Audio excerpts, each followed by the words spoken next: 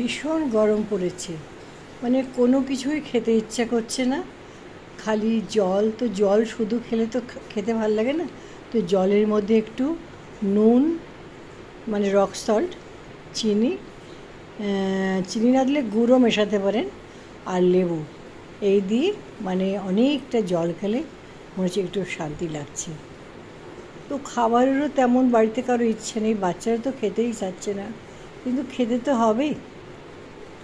তো ভালো আজ কি বানাই, তো আমি ভাবলাম ঠিক আছে, ভালো গোবিন্দভোগ চাল আছে, যদি মুগের ডাল গোবিন্দভোগ চাল দিয়ে একটু পাতলা করে খিচুড়ি করা যায় তাহলে কেমন হয়। তার সাথে আলু পটলের ডালনা থাকবে, আর টমেটোর চাটনিটা আদা কুচি আর কাঁচা লঙ্কা, অল্প করে একটা কাঁচা লঙ্কা কুচি অ্যারোমার জন্য, আদা কুচি দিয়ে টমেটোর একটা চাটনি। এই টমেটোর চাটনিটা বিশেষত্ব কি জানেন তো, এটা না কোনো তেল লাগে না।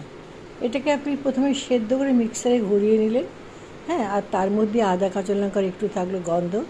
এবার তার মধ্যে আপনি চিনি দেওয়ার দরকার নেই, মিষ্টি দেবেন, বুঝলেন তো। আমি মিষ্টির মেডিসিনাল ভ্যালু আছে বলে কি মিষ্টিটাই বেশি ব্যবহার করি। তাই একটা ভালো গাঢ় গাঢ় করে চাটনি করলাম, আর একটু উপরে লেবুর রস দিলাম। তো লেবুর রসে না এই যে টমেটোর একটা আলাদা টক টক ভাব আছে, আর লেবুর একটা গরমের জন্য খুবই ভালো, আর তার সাথে মিশ্রি দিয়ে একটা ঘন ঘন করে চাটনি করলাম।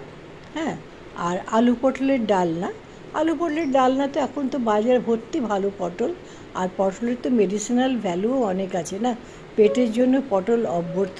যখন কোনো পেশেন্ট কোনো কিছু খাবার হজম করতে পারে না, তখন পটলের একটা ঝোল যদি করে দেওয়া যায়, সে কিন্তু দুটো ভাত খেতে পারে, এবং সেটা তার শরীরে পুষ্টি হয় এবং রক্ত মানে বাড়ানোতেও পটল সাহায্য করে।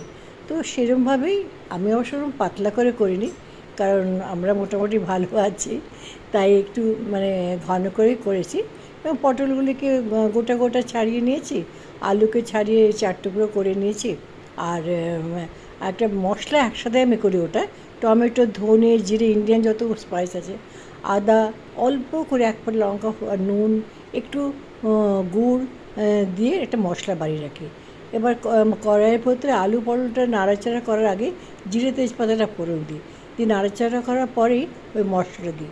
মশলাটা নাড়াচাড়া যখন করে দেখলাম বেশ মশলাটার একটা সুন্দর কাঁচা গন্ধ চলে গেছে, অথচ ভাজা গন্ধটা আসছে, সেই সময় যতটুকু জল লাগবে জল দিই, আর হয়ে গেলে, ফোটানো হয়ে গেলে একটু দেশি ঘি আর দালচিনি এলাচের পাউডার দিই।